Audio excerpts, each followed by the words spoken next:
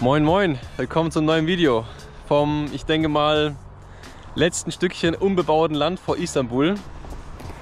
In diese Richtung geht es heute. Das heißt, wir stürzen uns ins Chaos. Die letzten Tage in Griechenland, Türkei haben wir es nicht mehr so viel gefilmt. Es hat echt mal ganz gut getan, mal die Kamera wegzulassen. Und es ist auch nicht so viel passiert. Es tut auch mal ganz gut. Außer dass 100 Schildkröten über die Straße gerollt sind, gefühlt. Da Hans bei jeder stehen geblieben ist. Und ich bin auch richtig froh, dass ich hier noch im Zelt sitzen kann. Unsere Zeltstange ist nämlich gebrochen. Und dann nehmen wir euch jetzt kurz mit, was da passiert ist. Wir sind am Arsch. Wir sind am Arsch. Wir sind richtig am Arsch. Wie ihr seht, ist schon dunkel. Wir wollten hier gerade das Zelt aufbauen an der Kirche. Wo ist das Teil? Ja. Ach, so scheiße. Ja, das hat es gerade komplett zerrissen. Der gute Typ in Kavala hat gesagt, das hält. Trust me, kein Problem. Ja, jetzt sind wir hier und wissen jetzt nicht, also im Zelt können wir nicht pennen, Franzi. Das Ding ist durch. Das hält gar nichts mehr. Keine Ahnung, was wir jetzt machen. In der Kirche pennen. Hunde kommen jetzt auch noch, oder was? Wir haben jetzt gerade diesen Hering, der eigentlich halt die Zelt natürlich von außen hält. Da reingesteckt in das Rohr, das war Franzis Idee. Mal gucken, ob das was bringt, dass man quasi hier eine Stange hat, die es noch fixiert. Könnte. Drehen wir das mal wieder raus hier. So richtig herhalten tut's nicht, aber... Oh Mann. Ich sag mal nichts dazu. Ja. Sieht aus, als hätte sich irgendwie die Zeltstange mit einem Seeigel angefreundet. So, was sagt man dazu? Das Ding hält. Tatsächlich. Sieht zwar so bescheuert aus, aber es hält. Gut gemacht. Ja. Ja, weil die Zeltstangen jetzt notdürftig operativ versteift wurden. Habe jetzt hinten raus den Schwanz rausgucken hier. Aber ich finde es doch echt ein windschnittiges Upgrade. Wir freuen uns jetzt auf jeden Fall mal auf ein paar Tage Erholung. Das haben wir auch echt nötig. Ja, Erledigungen machen, auch Visa-Anträge ausfüllen. Wo geht's eigentlich hin, Franzi? Oh Mann, das würde ich ja auch gerne wissen. Ist top secret, weil es wir selber noch nicht wissen. Wir haben ziemlich coole Länder und Reiseziele im Ausblick, aber ob das überhaupt möglich ist, keine Ahnung. Wir freuen uns auf das, was kommt, haben richtig Bock drauf.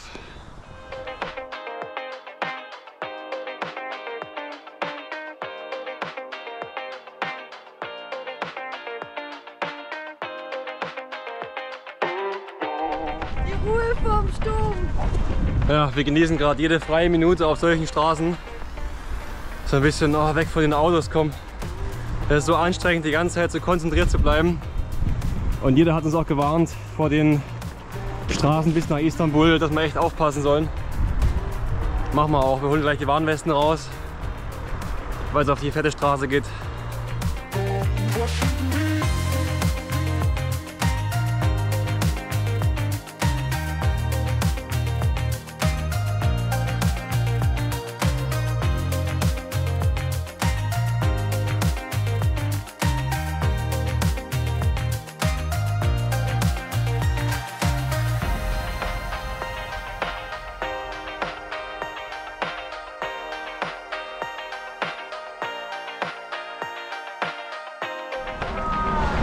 Alter, was ist hier los?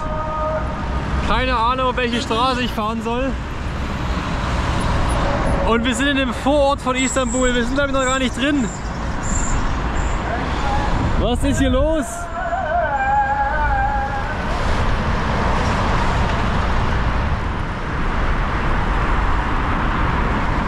Alter, da sind gerade 5, 6 Autos voll ineinander reingerauscht. Da hinten. Das hat richtig geknallt. Für mich oder für uns als Dorfkinder, ich kann das gar nicht richtig erfassen hier, was abgeht. Ich kann das mir gar nicht richtig so, ich weiß nicht, wie ich es ausdrücken soll. Es ist einfach so krass, was der Mensch das geschaffen hat hier. Dass es alles so reibungslos funktioniert. Das ist... Ich bin gerade so ein bisschen, keine Ahnung, fasziniert und schockiert. Wie groß und gewaltig das alles ist. Wenn man im Chaosverkehr von Istanbul überleben will, ist Körpersprache das Allerwichtigste. Du musst den Autofahrern einfach klar machen, dass du hier bist und auch ein Teil vom Verkehr ist. Und immer darauf zu warten, dass frei ist, das funktioniert hier einfach nicht. Wir leben noch. Wir leben noch, ja. Das war... Was war das? Sowas von wild, also die letzten 5 Stunden. Ich glaube, das war heute meine anstrengendste Tour, die ich jemals im Leben hatte. Ja, für dich, gell? Nicht von der Kondition her, aber von der Anstrengung. Ich bin richtig durch. Das ist aber so gut gemacht. Ja, danke. Wenn wir jetzt nicht gerade auf einer 6-spurigen Straße waren, dann hat uns Komoot, also unser Navi, über 2/3 über Einbahnstraßen verkehrt rumgeschickt und ein Gehupe und so eine Wahrnehmung, so viele Ebenen, die sich die ganze Zeit verschieben in der Stadt. Totaler Kulturschock oder Stadt-Dschungel-Schock, keine Ahnung. Und diese ganzen anderen Reize, die man aufnimmt, oder? Also diese Gerüche vor allem. Man fährt an so vielen Dönerläden vorbei, Fischläden, Gewürzläden, irgendwelche Gemüse, Obstwaren, Baklava, Parfüme. Die ganze Zeit so, du bist nur am Wahrnehmen. Das ist einerseits ziemlich geil. Ja. Also ich freue mich wirklich, die Erfahrung gemacht zu haben. Aber sehr anstrengend. Und ja, jetzt sind wir hier in unserer Unterkunft. Die letzten 3 Kilometer sind wir ohne Taschen gefahren. Ja, so nett. Weil uns unser Host abgeholt hat. Ja. Im 6. Geschoss, Alter. Du hast es gebucht. 6 Stockwerke Treppen laufen. Ich glaube, ich spinne. Er hat keinen Bock mehr. Wir sind hier in dem 3. Elektronikgeschäft.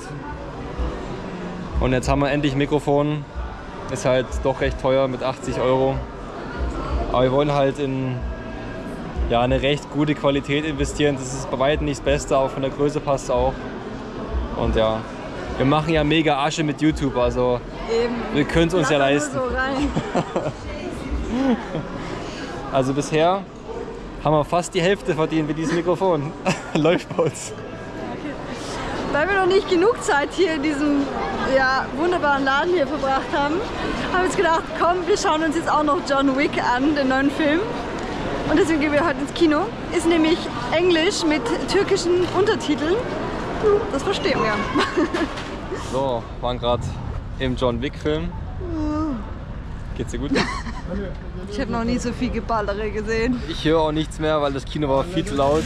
Und es gab einfach in der Mitte Werbung. Ja, also, einfach so wirklich in übelste Action-Szene so Werbung. Und alle rausgegangen. Hä? Was ist gerade passiert? Ja, und jetzt geht's 7 Kilometer zurück nach Hause durch Istanbul. Das heißt 1,5 Stunden. Das ist ein Chaos. Also ich habe echt einen Respekt, hier rumzufahren, vor allem in der Nacht.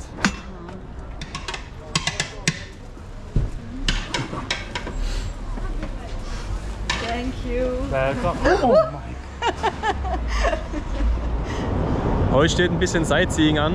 Wir sind hier gerade in der Metrostation. Und ja, wir haben gerade erstmal ihr Landeier eine halbe Stunde gebraucht, bis wir die Karte organisiert bekommen haben für die U-Bahn hier. Ja, kein Plan von nichts, aber ich glaube, das geht einigen Touristen hier so.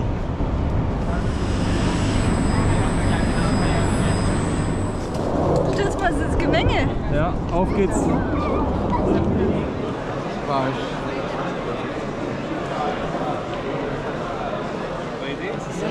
You can call her to come here. Oh, okay.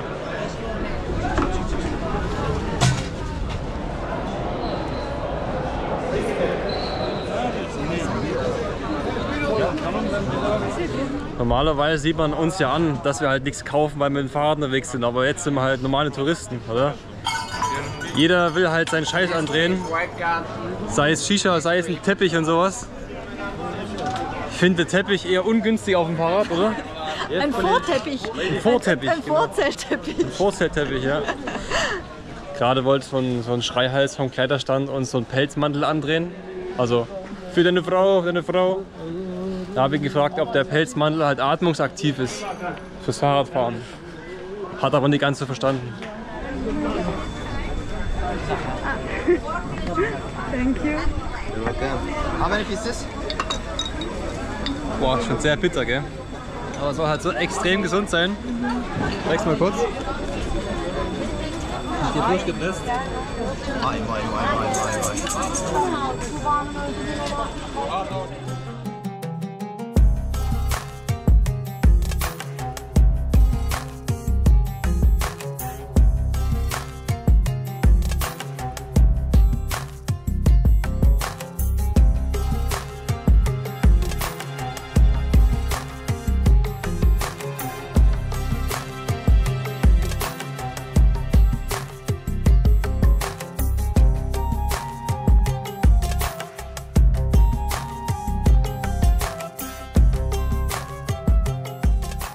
Nach 6 Tagen Erholung und vielen kleinen Dingen organisieren, geht es endlich weiter.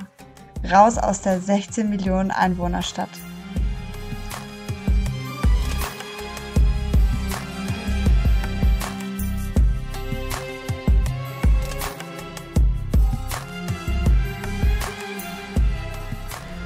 So, hinter uns liegen ein paar ruhigere Tage in Istanbul, wo wir ein bisschen erholen konnten.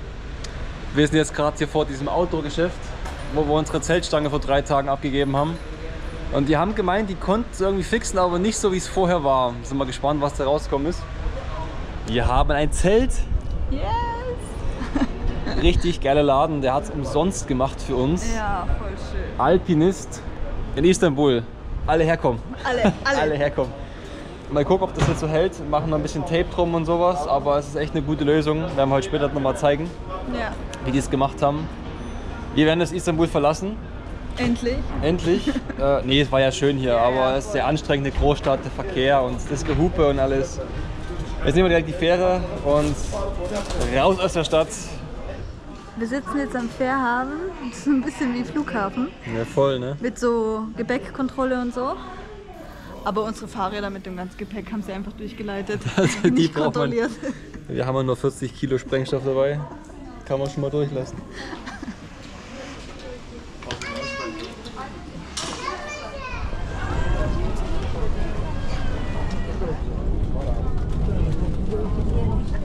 Das war jetzt eine spontane Idee. Das Boot hat es gerade mitgenommen und wir sind einfach mal eine Station eher raus. Ja, haben wir davor irgendwie nicht gecheckt gehabt und jetzt entschieden, dass sie cooler ist. Ja, haben wir gar nicht gewusst und jetzt sind wir halt heute noch direkt am Meer, was ziemlich viel cooler ist als die Route, die wir eigentlich geplant hatten. Ja, wir sagen ja momentan, dass sich unsere Route täglich ändert und es ist auch so, wirklich. Das ist Stündlich. stündlich. Hört ihr das?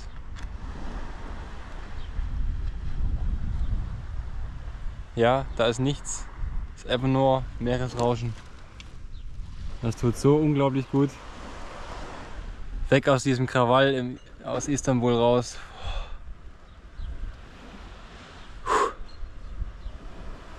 Irgendwie vibriert es innen drin Ja. noch so ein bisschen. Geil. Auf geht's.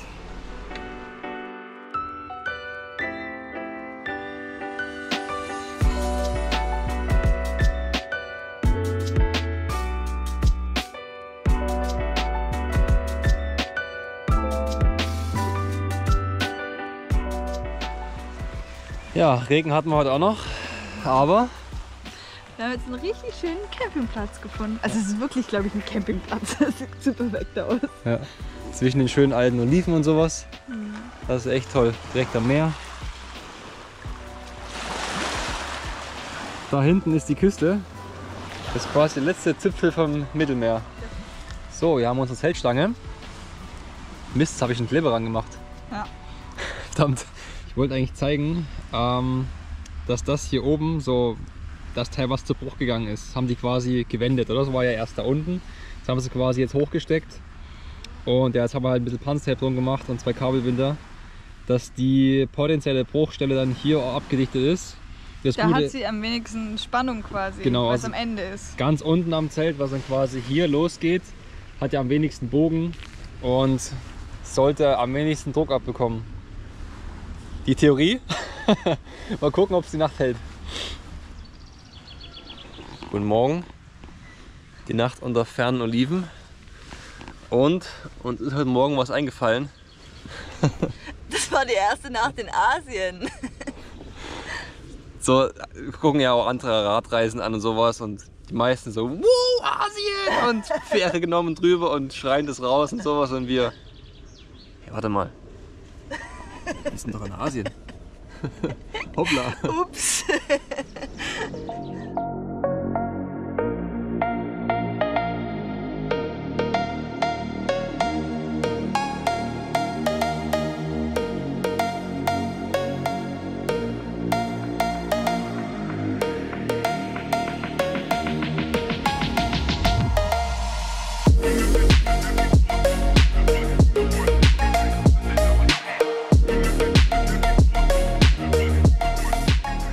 Hier haben sie endlich mal was gemacht für uns Radreisende, oder?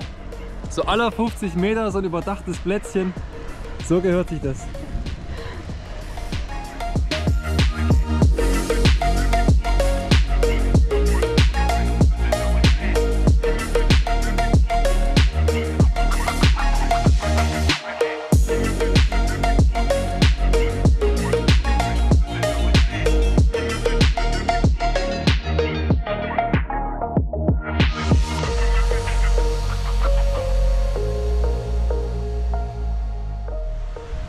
Da hinten ist gerade der Besitzer von dem Häuschen hier, wo wir gerade gekocht haben und gegessen haben. Das ist echt krass. Das ist unser erstes so asiatisches Land, kann man nicht sagen, aber Türkei ist doch das erste Land, was so richtig weit weg ist für uns und das ist schon sehr spannend. Jeder Türke oder Türkin lädt uns ein und schenkt uns Sachen, lässt uns hier gerade drin schlafen, will ich sagen, aber also er hat gesagt, wir können gerne reingehen, hat extra aufgesperrt und sowas und alle haben so ein Vertrauen in uns, oder? Und das ist so schön. Voll schön und so hilfsbereit. Ah. Die Zipfelmütze. Ich will mal kurz klären, warum ich die trage, okay? Mach das.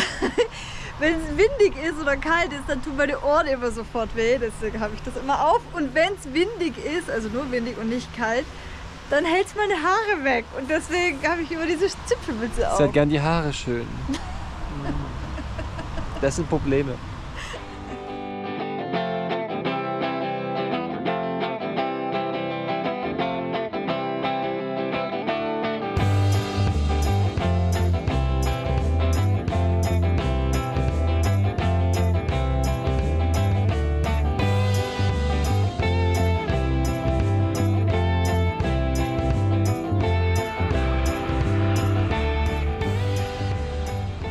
Krass, ey. Franzi meinte gerade, das sind Artischocken. Und sie hat recht. Sieht danach aus. Sie hat recht. Also ich bin richtig artischockt, dass hier sowas wächst. Boah, ist schlecht, gell? Das ist echt schlecht.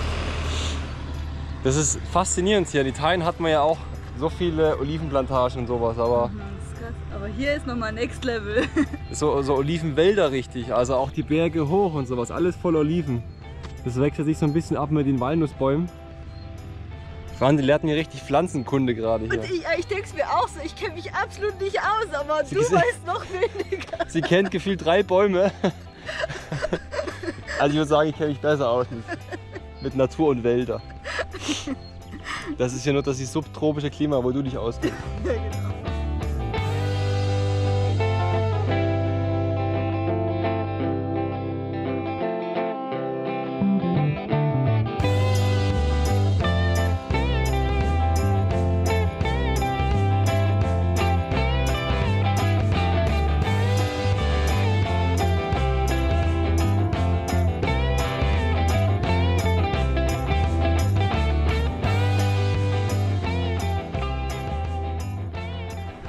Da haben wir gerade ein Nickerchen gemacht. Und wenn es angefangen hat zu regnen, sind wir hier hingeflitzt. Und siehe da, da ist eine Höhle. Ziemlich cool.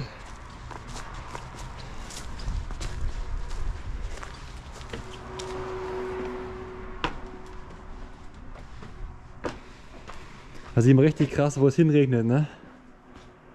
Irgendwann ist die mal eingestürzt. Jetzt werden wir hier ein bisschen den Regen aussetzen, weil es soll nur einen kurzen Schauer geben.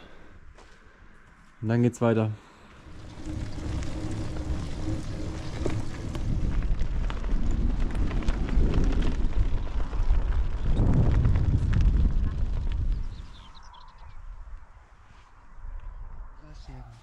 Am nächsten Tag stand für uns Erholung auf dem Plan.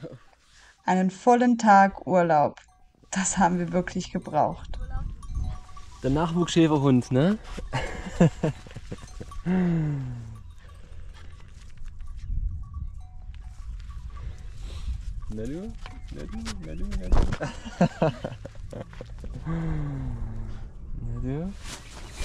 Wir nutzen unseren freien Tag mal dazu, jetzt ein Iran-Visum zu beantragen, damit wir das in Ankara abholen können. Mal schauen, ob das so klappt, wie wir uns das vorstellen. Ne? Ja, hoffentlich. Haben wir auch noch nie gemacht jetzt, das erste Mal. Aber wird nicht das letzte Mal sein. Nee. Ziemlich cool aber der Ausblick hier. Das sieht doch mal nach Zelturlaub aus. Wir sind jetzt mal einen Tag Pause hier und genießen es jetzt ein bisschen hier am See. Quasi nur 10 Kilometer heute. Ja, wir haben heute nur 10 Kilometer gemacht, um zu diesem See zu kommen. Wir dachten, es ist mehr, aber... Jetzt fühle ich mich das erste Mal so richtig touristisch. Ja. So Socken an, Zelt am See und so. Socken an. Das tut aber gut. Es tut sowas von gut. Boah, neues Lebensgefühl, nicht salzig zu sein.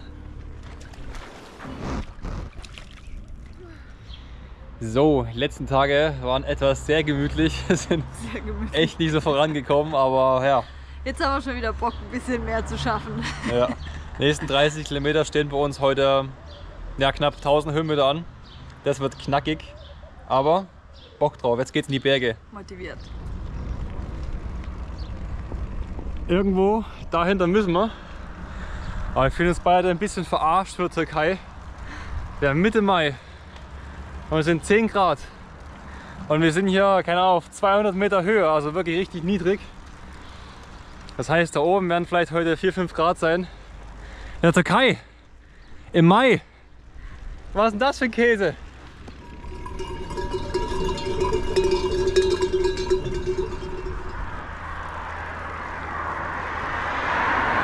Supermarket is not there. Var 101. Şuradan gelirken sol tarafta. Welcome to Göynük. Ah, okay, okay. Welcome to Göynük.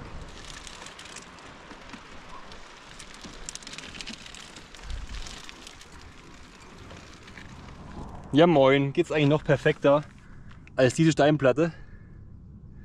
Sieht aus wie aus einem Obi gekauft. Wenn ihr euch jetzt denkt, was hat dieser Hans Wurst mit diesem Stein vor? Ja, wir haben uns eigentlich gefragt, ob es möglich ist, unser Essen auf dem blanken Stein zuzubereiten. Was gleichzeitig auch mein Bewerbungsvideo für Seven vs. Wild, also diese bekannte Überlebensshow, war.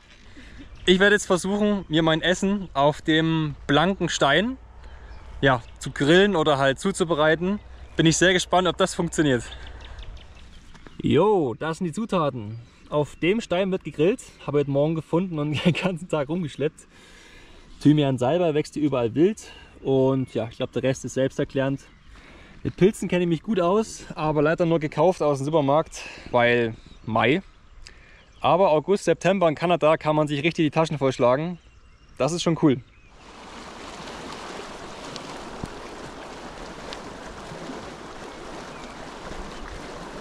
Okay.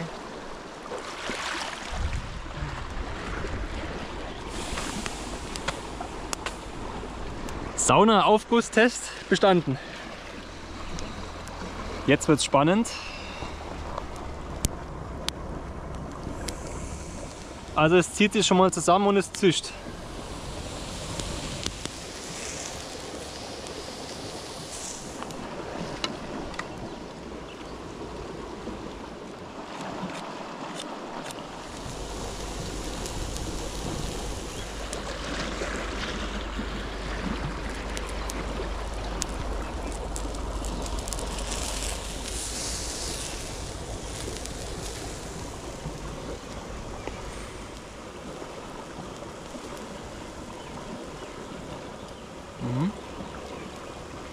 Ist gut durch.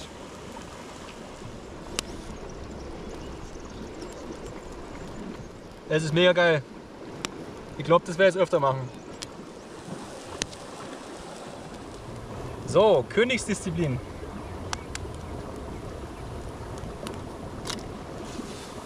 Nein! Der Knoblauch hält noch. Der Knoblauch hält's fest.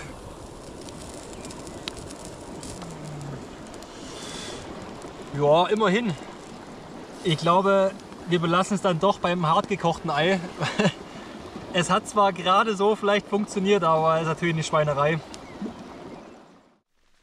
Die ganze Nacht hat es durchgeregnet und auch der Morgen war sehr nass. Und das Bächlein war heute Morgen irgendwie ein bisschen größer als gestern.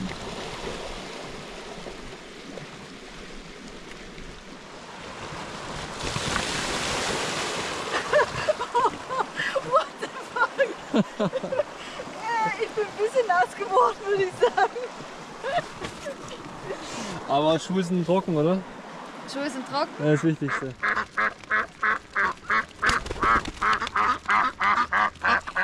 So schön. Wir hatten uns heute den ganzen Tag auf Regen eingestellt. Und wir sind heute früh aus dem Zelt und dachten, okay, kurze Regenpause. Und jetzt kommt echt die Sonne raus. Ist auch echt schön, sich mal von der Sonne überraschen zu lassen und nicht immer nur vom Regen.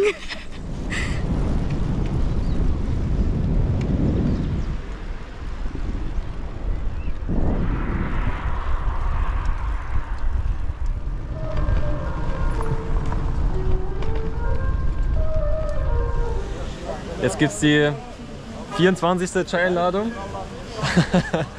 Ja, egal wo man hinkommt, egal wo man hinfährt, alle wollen jetzt einen Chai einladen.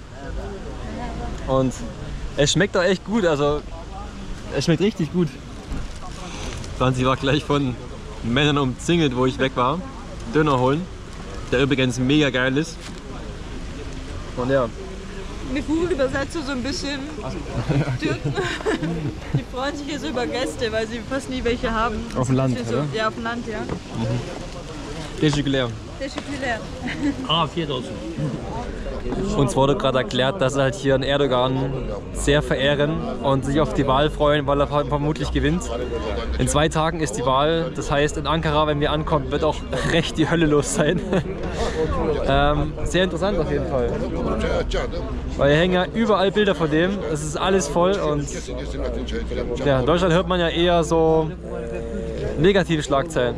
Wir mischen uns da gar nicht ein in die Politik. Und ein eigenes Bild zu machen ist sehr schwer, ne? Weil wer ist er wirklich und was macht er wirklich?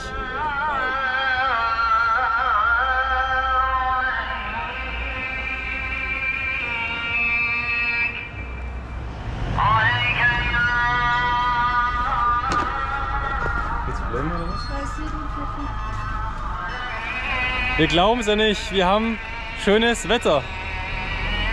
Wir wurden erhört, das wird echt mal gut, in der Sonne zu stehen. Die letzten Tage und Wochen waren halt so regnerisch und kalt und herrlich. So krass, wie sich hier das Landschaftsbild jetzt verändert. Wir waren noch richtig im Wald und im Grünen und jetzt wird es hier immer weniger. Und so richtig rote Felsen hat es hier, also so ein bisschen Australien-Vibes hier.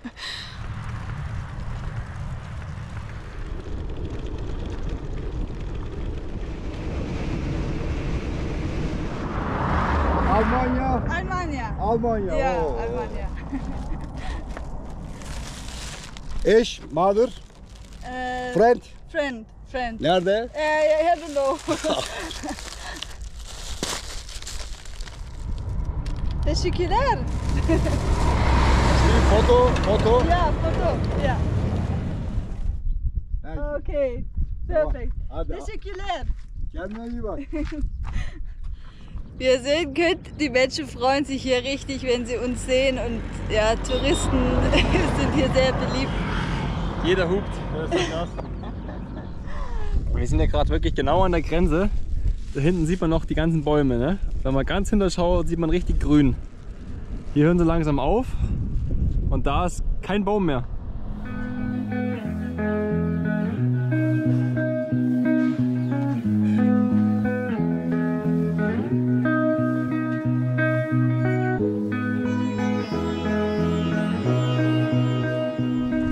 Guckt euch mal die Umgebung an. Ich meine, gestern haben wir Seven vs. Wild Video gedreht. Da war alles so saftig grün und Feuerholz ohne Ende, weil halt überall Bäume waren und sowas. Und innerhalb von ein paar Kilometern, das gibt's doch nicht.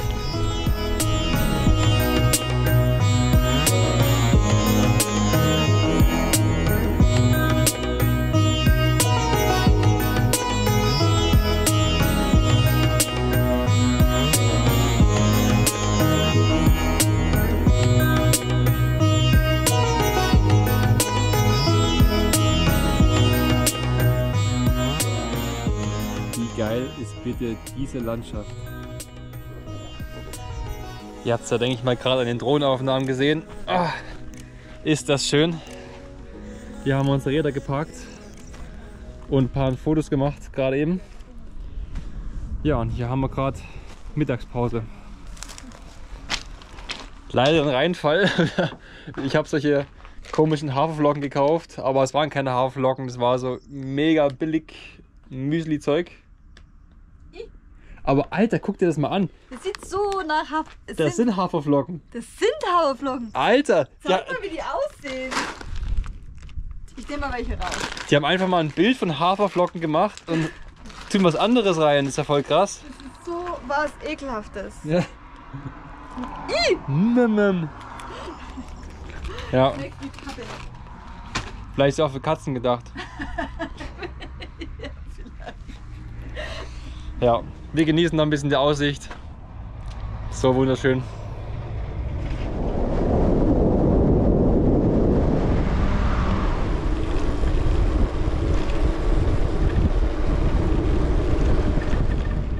Hier ist so ein Naturschutzgebiet, da ist alles voller Vögel. Das ist so schön.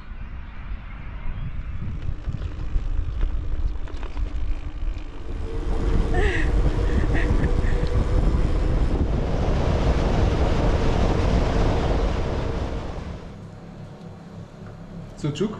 Sucuk. Evet. Pide ist in der Türkei unser Lieblingsessen. Und das ist sowas wie die türkische Pizza, kann man sagen. Diese Familie hat uns gezeigt, wie sie dieses traditionelle Gericht zubereiten. Dabei packt jeder mit an und am Ende wird die Pide immer in Stücke geschnitten.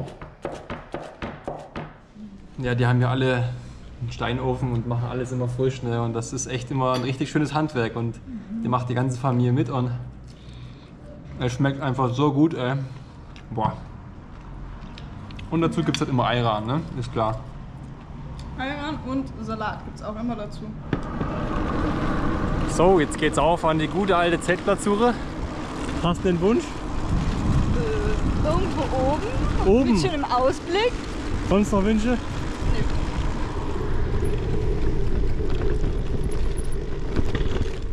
Wo soll es denn hingehen?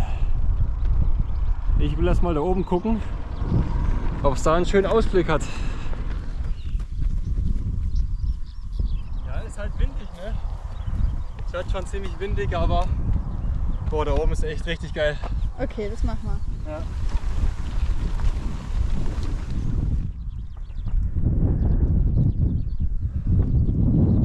Ist das nicht geil? Wow.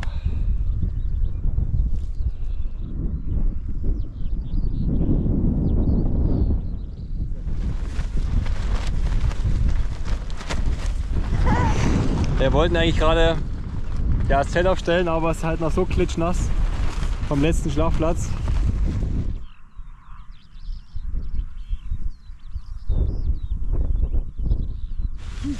Heute ist wieder einer dieser Tage, wo wir einfach absolut gar keinen Bock haben auf Kochen. Und eigentlich haben wir alles nur da, was wir kochen müssten. Und es ist uns eingefallen, dass wir noch Haferflocken haben. So schön. Haferflocken sind das Beste. Das Zelt aufzustellen, wenn es richtig windet, ist gar nicht so einfach. Oder wir stellen uns einfach mal wieder doof an. Nach 10 Minuten Kampf mit dem Zelt, welches ein paar Mal abheben wollte, haben wir es aber dann doch hingekriegt. Und wie war die Nacht? endlich mal durchgeschlafen. Es war so herrlich. Das war echt geil, ne? Der Wind hat sich bei Zeiten beruhigt. Ja, sieht zwar nicht aus auf meinen Haaren, dass der Wind sich beruhigt hat, aber ja, bei diesem Ausblick aufzuwachen. Ja, heute ist Wahltag in der Türkei. Mal gucken, ob... Ja, was soll ich denn gucken? Also, ich habe keine Ahnung, wer gewählt wird. Ich kenne halt nur Erdogan, weil er den Nila kennt. Uns hat man gesagt, dass es halt ziemlich abgehen soll. Ja, wenn es abgeht, dann geht es morgen in Ankara irgendwas ab. Und morgen fahren wir nach Ankara rein. Das wird knackig. Mal gucken. Seit 2 Wochen hören wir ja nur Wahlgetröte. Überall fahren, alles aufgehangen. Und das ist viel krasser als in Deutschland. Da wird halt wirklich gefühlt 2-3 Wochen durchgefeiert. Ne? Und wenn jetzt die Wahlen beendet sind, in der Hauptstadt von Türkei, puh, schauen wir mal.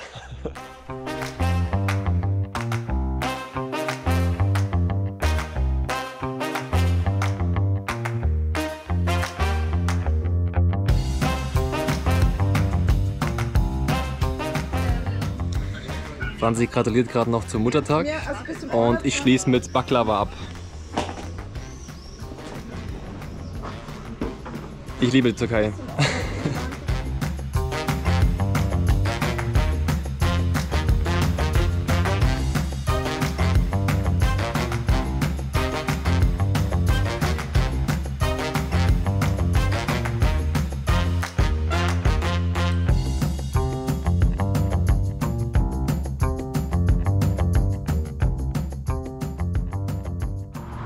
So, jetzt gönnen wir uns ein Schläfchen an der Moschee.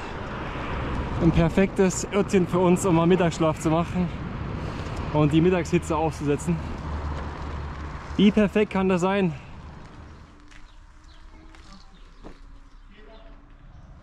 Die süßen Höckerchen hier. Ja, ich weiß.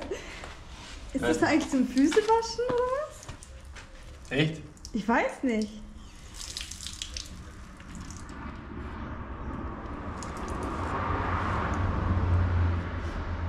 Kann man schon trinken, glaube ich. Okay. Wir haben auch gesehen, dass davor andere hierher kamen und ja, viel Wasser zum Trinken aufge... Oh weia, was ist das denn? Es wird jetzt auch wieder weggehen. Ja, Aber es sieht halt komisch aus. ja, wenn ich keine Bauchschmerzen bekomme, dann kann man es trinken. Mein rechtes Knie schmerzt gerade ein bisschen, habe ein bisschen gedehnt. Aus echt praktischen Füße dabei zu haben. Mal ein bisschen behandelt werden.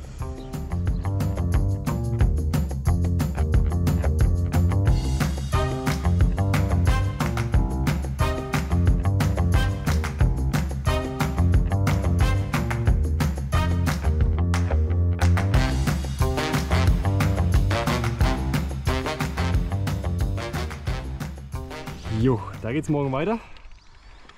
Aber wir bleiben jetzt hier stehen. Weil wir da reinmachen. Hier ist das schön flach. Stellen wir gleich irgendwo ins Zelt auf. Und freuen uns auf morgen.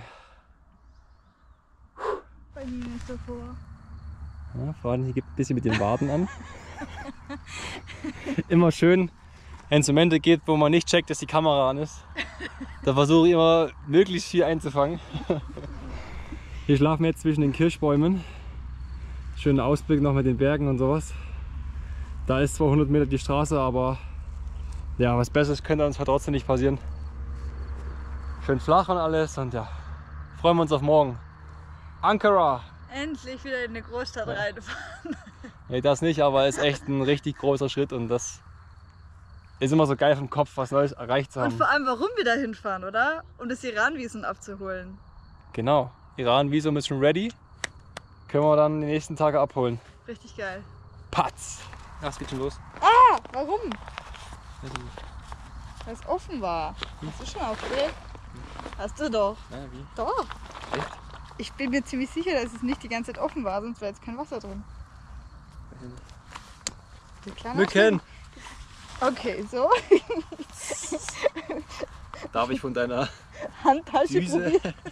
Darf ich in eine Düse saugen? Und Das geht ja prima runter, dein Mist. ja, ich sag doch, das ist ein Scheiß. Das sind Marie. Alter, guck dir das mal an. Ja, eh. Wah. Deine duschelige Sonnencreme kannst du behalten. Ich hab dir 5-mal gesagt, du sollst das Hemd anziehen. Du hörst ja nicht auf mich. Der Klasse, der erste Beziehungsstreit. Sieht bei uns immer so aus, wenn wir streiten. So ein Gelump. Ja, aber da geht schon ganz schön viel Haut auch mit ab. Ne? Echt? Ich glaube schon. Na klasse, ey.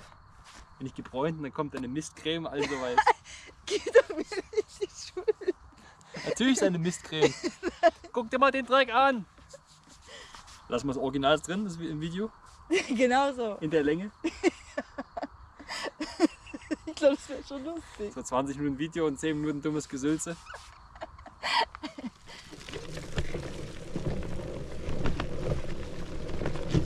Oh Gott. Ich glaube, das ist das steilste Stück, was wir hier gefahren sind. Das sind nicht nur 15 Grad. Das ist mehr. Das ist genau an der Grenze zum Fahrbahn. Wir müssen halt durch die Kurven fahren, ne? Sonst geht's halt nicht.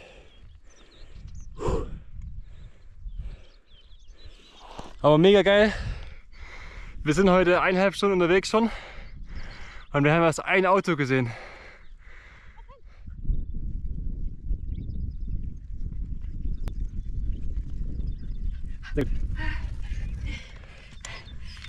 Alles fit? Juhu! Das war krass. Guck mal da. Und einmal taucht eine riesige Hauptstadt auf. Das ist echt verrückt. Da ist alles naturbelassen. Und hier, auf der Kamera sieht man es vielleicht noch nicht so, aber wir fahren ja gleich hier runter und dann, boah, das sieht echt krass aus. Na du? Hm? Ja, kann man essen, ne?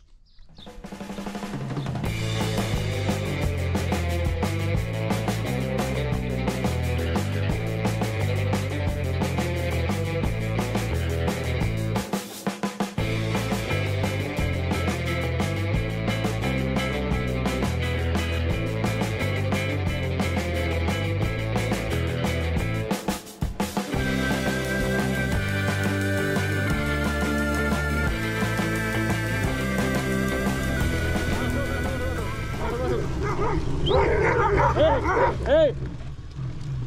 Ruhe her!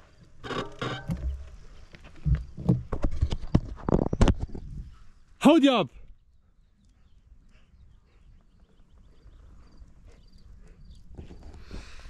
Also Umgang mit Hunden ist immer wichtig, dass man stehen bleibt, wie man hier sieht. Jetzt habe ich gerade das erste Mal geschrien überhaupt. Aber vor allem wenn man abfahrt, ne? Wenn man gerade so schnell fährt wie jetzt und dann könnt ihr Euro 1 richtig reinlaufen ins Rad, das wäre halt brutal. Du musst halt sofort klar machen, dass du der Boss bist und dann geht's eigentlich. So, es geht los. Von einem Moment auf den nächsten sind wir jetzt wieder auf einer vielbefahrenen Straße und müssen jetzt noch 30 Kilometer nach Ankara rein. Ja, zu unserem Freund, der uns da aufnehmen wird.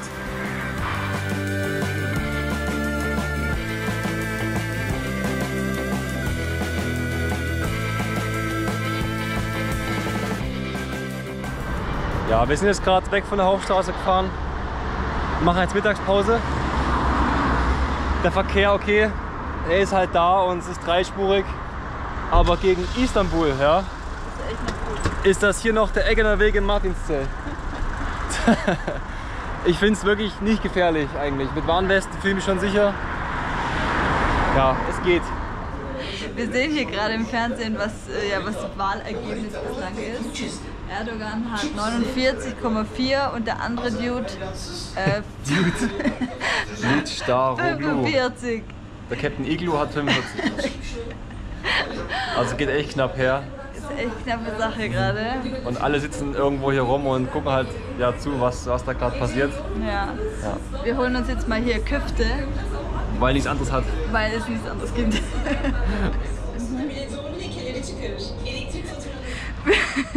Wenn ihr euch fragt, warum der Hans immer ein Cappy trägt.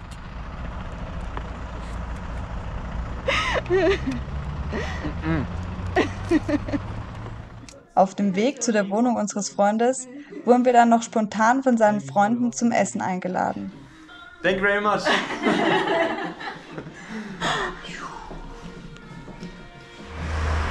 Das war gerade so schön. Wir waren jetzt, glaube ich, so 4 Stunden oder so bei denen.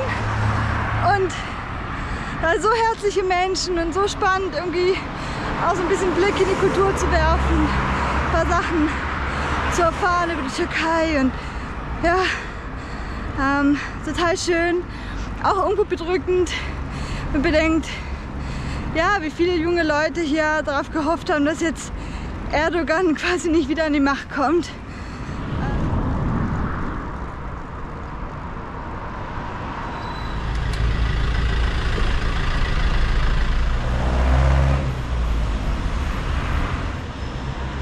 Manchmal ist es echt ganz geil, so uninformiert zu sein wie wir. Fährt man einfach in die Hauptstadt rein, ist mal eine Gondel. Ja, Seilbahn in der Hauptstadt. Das finde ich gerade so geil.